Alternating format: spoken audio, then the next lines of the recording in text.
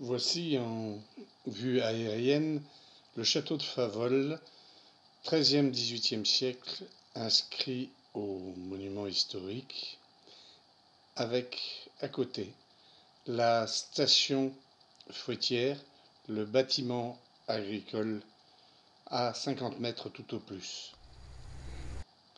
La façade sud du château, où on voit la partie 13e, et voilà, en tournant juste à côté, la façade ouest du bâtiment agricole. Tôle, briques, parpaing. Mais ce bâtiment, si triste, si banal, on pourrait l'imaginer tout autrement. Comme ça. Ou comme ça. Ou comme ça. Il y a plein de solutions. Ce château est au cœur d'un projet unique qui lie aventure humaine et artistique. Ses concepteurs l'ont baptisé Favolus. Voici Jean-Marc Escande, propriétaire du bâtiment et qui nous autorise à le peindre. Sylvie Pelletier, copropriétaire du château et épouse du peintre François Pelletier. François Pelletier, le peintre concepteur du projet, qui a l'habitude de travailler sur de très grandes surfaces comme l'église de Bias. François Pelletier est un homme de continuité. Pareil aux eaux du Lot, il poursuit un but, lier le temps, passé, à venir, par le présent. Pour François, tout a commencé il y a 30 ans. Il vient tout juste de quitter les Beaux-Arts de Bruxelles, sa vocation de peintre cheville au corps, lorsque son chemin croise celui de Sylvie, une Lot-et-Garonnaise comme lui. De 2000 à 2007 suivront les vertus, les jardins et le jeu de loi, dont voici quelques traces dans le fond d'atelier. Le reste est parti peupler les collections privées du monde entier.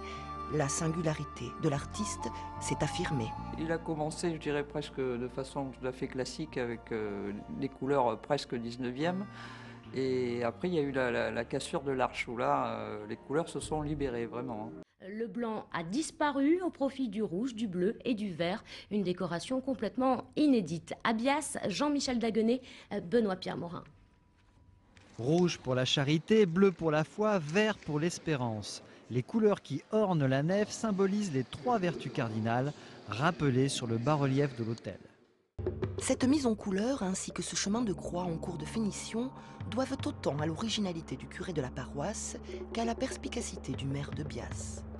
Sa réalisation, un défi pour l'artiste, pas pour le coloriste, ses choix sont si sûrs. Annette Guérinaud, présidente de l'association Brin de Licorne, qui aidera François Pelletier à réaliser le projet. Si tu fais ça, ces couleurs-là, c'est superbe. Et alors, encore là, j'ai pas les. Il y a encore d'autres dans la. Ça, c'est pas fini. Hein. On en a d'autres autrement sur Photoshop. Tu vas voir. Ça, c'est. Il faut que ça reste pragmatique et que ça soit vraiment guidé par un enthousiasme et une volonté de. Voilà, une volonté de créer, une volonté de transmettre.